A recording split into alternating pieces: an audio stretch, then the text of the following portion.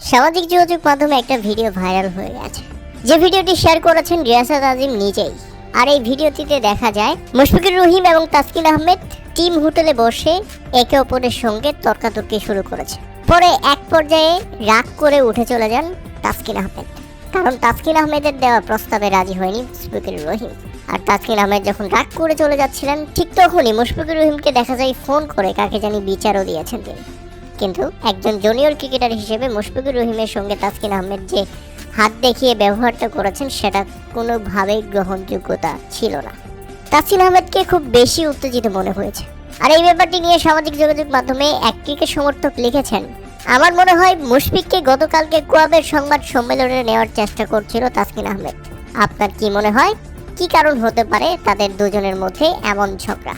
গতকাল আমরা দেখেছি কোয়াবের সভাপতি মোহাম্মদ মিঠুন, বাংলাদেশ ক্রিকেটের সবচেয়ে বেশি চোল পাকনা ক্রিকেটার মেহেদী হাসান মিরাজ, দালালদের মধ্যে আরেক নেতা নাজমুল হোসেন শান্ত এবং তাসকিন আহমেদ, তারা সবাই বিপিএল বর্জন করে, ক্রিকেট বর্জন করে অনশন করেছে এবং বিসিবির বিপক্ষে আন্দোলন করেছে।